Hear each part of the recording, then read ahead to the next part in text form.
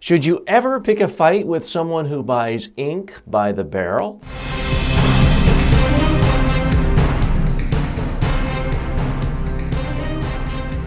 Speaking, the show about effective speaking in public, to the media, at work, and in life. Speaking with TJ Walker. You've heard the advice, you've heard the cliche, never pick a fight with anybody who buys ink by the barrel, but is it true these days? By the way, that question comes from one of my professional colleagues, Jared Bro, and in fact, all the questions today on this program are going to relate to media training, all put forth by his excellent Brocast.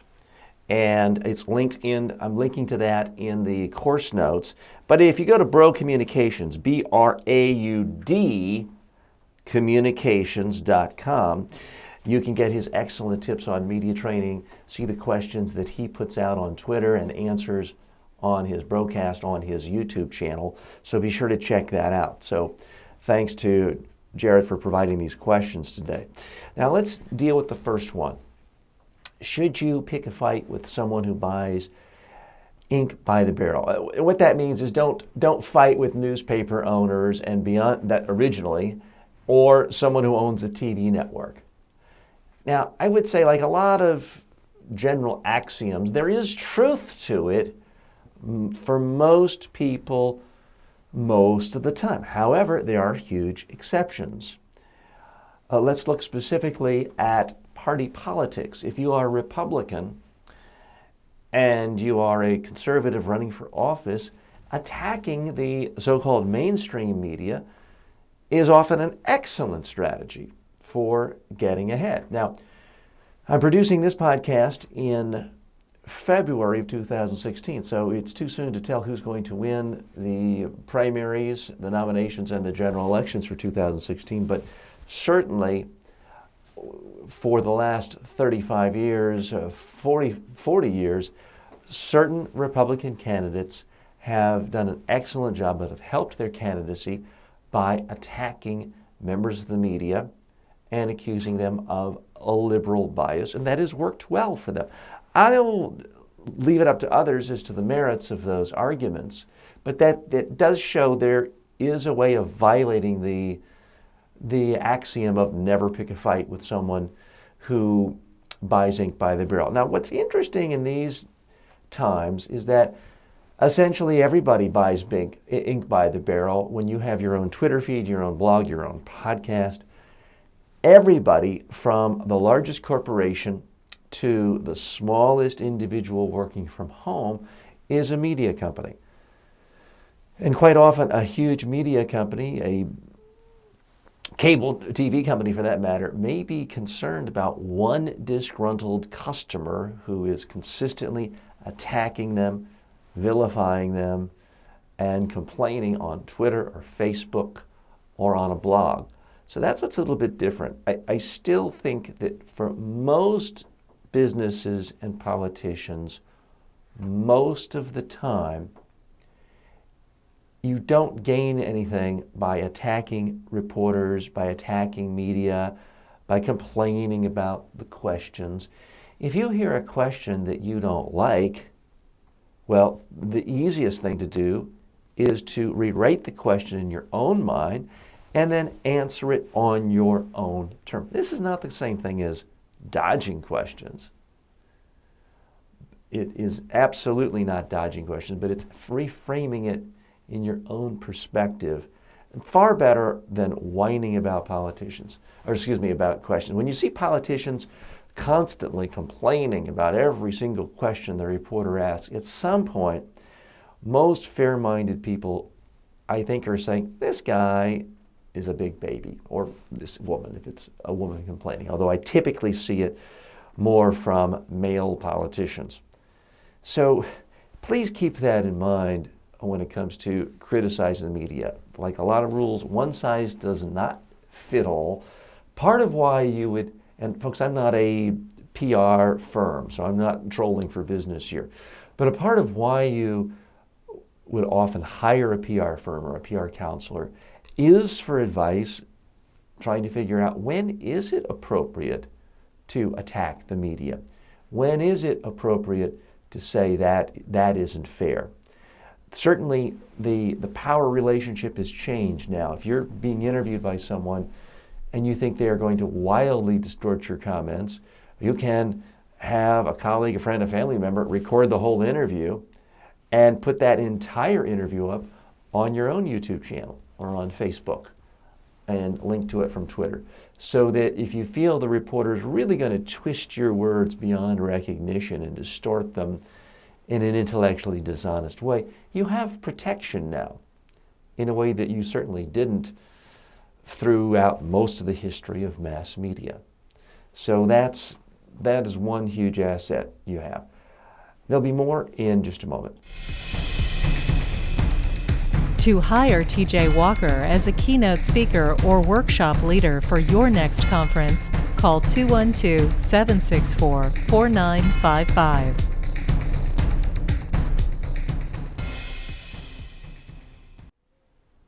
More questions from Gerald Bro and his excellent Brocast.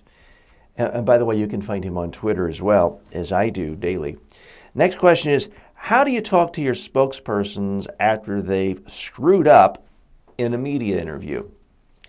Here's my advice to businesses, corporations, any organization that has a bad situation with a media interview is, it's fine to talk to the spokesperson about a screw up, but let's figure out what the source of the screw up is. In most cases, the problems of quotes that you really didn't like coming out are a function of not having gone into the interview with not only 3 very clear specific messages, but also 3 or 4, or ideally a half a dozen great sound bites created for each message point, and to have rehearsed it once.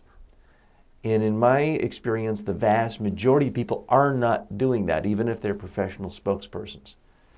Sometimes they're not doing that because the whole organization, their whole ecosystem is geared towards, well, don't say this, and the lawyers say don't say that, and don't do this, and don't do that. If you walk into an interview with a bunch of don'ts in your mind, it's very hard to actually succeed, because you're going to be so fixated on what not to say, you're going to accidentally say something quotable. Now, one of the most famous examples in history, certainly in the last decade, was the spokesperson for BP, who happened to be the CEO of that company during the Gulf spill, Tony Hayward, who said, "Hey, I want my life back." If you looked at the entire answer to his question, it was fine. He had all the right message points. If you looked at the whole press conference where he said that, he came across fine, likable, articulate, friendly, knowledgeable, great messages. But when you pulled that one quote out of the context of the whole interview, it was used again and again and again to make him look like a fool, uncaring, unsympathetic, and it was a disastrous interview. In that case, I think it fits the description of your spokesperson has screwed up. The problem there, and I was not on the team that worked with BP, is I believe that he did not rehearse on video, because if he'd said something like that, it would be very easy to simply play the video back, stop it, and say, "Hey, Tony, how do you feel if that's the only quote that gets in all the headlines and all the stories?" And it would have been pretty easy for him to say, "Well, gosh, if that's the only quote that's used, I'll look like an idiot. I'll probably look like a fool. I'll look uncaring. I'll look unsympathetic. Therefore, I best not say it." So, but obviously that didn't happen. So that's really my number one tip, is to figure out how can you actually practice with your spokesperson on video, with messages, and with sound bites. Now, if you've done all that and they're still getting bad quotes off message, you need to analyze the sound bites, the quotes that got in, and figure out exactly what soundbite element was there, and how do you make sure you don't say that in the future. Do you have a speaking-related question for #1 USA Today best-selling author TJ Walker? For more than 30 years, Walker has been a public speaking coach and media trainer to presidents of countries, prime ministers, CEOs, Nobel Peace Prize winners, professional athletes, and Miss Universes. Send your questions to info@mediatrainingworldwide.com or on Twitter @TJ Walker. More questions coming from Gerald Bro in the Brocast. This next one, what is your best tip for writing great quotes for news releases?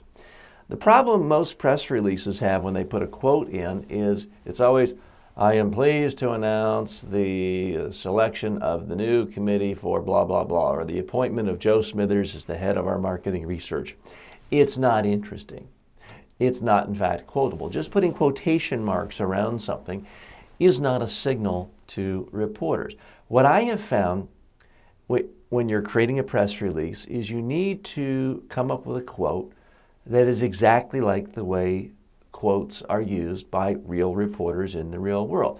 What I have found in analyzing sound bites and quotes in all media outlets for the last 30 years is that quotes come from one of 10 speech patterns. Once you understand what the speech patterns are, you take those speech patterns and you go back to your message and you package those speech patterns, you package that message with your speech patterns. They're analogies, they're bold action words, they're emotions, they're absolutes, they're attacks, they are cliches, pop culture references, rhetorical questions. There's 10 of them. And if you want more information, I'm going to give you information in a moment on how to get my free online course that has books and chapters on these 10 soundbite elements.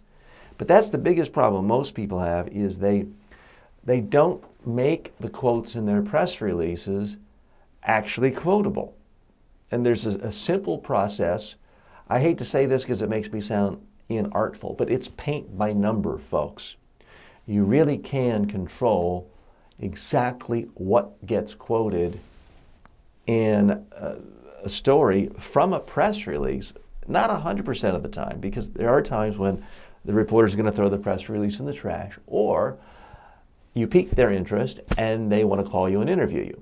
But for times when they do a story based on the press release, it's remarkably easy to get the quotes you want, but you have to follow a system. And folks, it's not my system.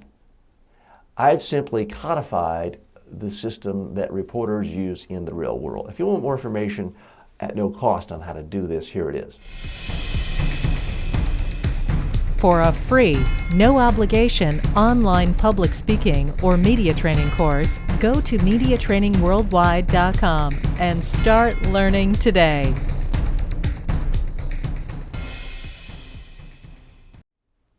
The next question from the Brocast is as follows. How long should a communications plan be? Now, I'm going to get myself in some hot water here with the burgeoning crisis communications industry because there are gigantic teams of crisis communications experts out there. And hey, I call myself a crisis communications expert as well. But there are some who specialize in writing these gigantic 3-inch thick, 5-inch thick communication plans. And in my experience, for most people, most of the time, it's a great way for crisis communications consultants to rack up tens and tens and tens, if not hundreds of thousands of dollars of billable hours. Hey, not knocking that. And then it's an excuse to put something on the shelf to tell your insurance company you've done it. It gathers dust. And when a crisis does hit, it's too big to figure out where to even start, and it is ignored. I think a crisis communications plan should really consist of one page. And on that page, you figure out, okay, who's going to be on our team? The CEO, the head of communications and PR, your lawyer, an outside PR consultant or crisis communications consultant, and that's it. That's your team. You need to figure out a way of getting together, coming up with a 3-part message and sound bites as quickly as possible. And then as the crisis evolves, you've got to figure out how to change those messages. And you've got to figure out a way of doing a quick rehearsal with your spokesperson before they do updates with the media. And that really is it, folks. And you need some kind of list of who you're going to communicate with. And your team has to know, how do we post things on our own Facebook page and distribute email to our list and put things on our own blog. None of that should really take more than a page. Everything else, for the most part, is overcomplication. The problem, of course, with so many crisis communications plans is that once you get into the middle of a crisis, you have lawyers calling the shots. Now, I do believe that certainly any big corporation, any organization, government organization, etc., should have lawyers at the table. But you have to fight the impulse that many lawyers have, which is do nothing.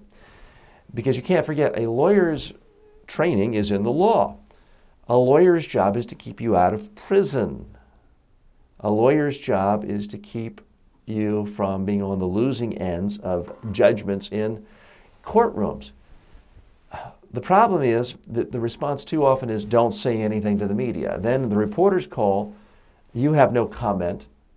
The quote is no comment. You look guilty. You look like you're hiding. And in the court of public opinion, everybody hates you. You've lost all your customers and you've gone bankrupt. But hey, the lawyer can say, I kept you out of jail. Maybe, but that is only one part of the job of the CEO and of the institution. You've got to figure out how to not only deal with legal battles, but keep your reputation intact with the public. So that, in a nutshell, is the problem with so many crisis communication plans. The longer it is, the easier it is to ignore, and the more likely it is for people to go into a default mode of being completely reactive, or even worse, clamming up and trying to be safe by saying no comment, which is often, in many, many situations, the most dangerous response of all. And final question from the broadcast: should social media be a part of your crisis communications plan? Absolutely. Anything you're saying to reporters, to the media, you should be pushing it out in social media as well. Here's the problem, though. If you are caught in a huge scandal of epic proportion and you are in the media everywhere, if you have stupid statements or a poor spokesperson who's saying insensitive things, it's not going to matter what happens in social media, because social media is going to pick up those headlines from stupid things you said on NBC or in the New York Times. You want to look at a perfect example of this. I'm going back to the example of BP with their Gulf oil spill. Their social media presence, in my view, was excellent. Their messages, their media, how they use social media during the Gulf spill was excellent. The problem is, when you have the CEO saying stupid things, it's America. Of course there'll be frivolous lawsuits. I want my life back. That dominates mainstream media in such a profound way that it's picked up by social media. So it drowns out all the other messages. But certainly, if you have a great message and great sound bites, don't even think of it in terms of social media versus traditional media. Just think of it in terms of you've got messages in every avenue you can possibly use to push it out. You're going to do so. Again, thanks for all the questions today from Jared Brough. Go to his website, braudcommunications.com, and also subscribe to his Twitter feed and his YouTube channel as well. As always, may all of your presentations in life be a huge success. Speaking with TJ Walker is the #1 rated daily streaming TV and radio show devoted to all aspects of speaking and communication. If you received value from this show, then please subscribe to it at MediaTrainingWorldwide.com. Please review the show, leave comments, and share it with your friends and colleagues today.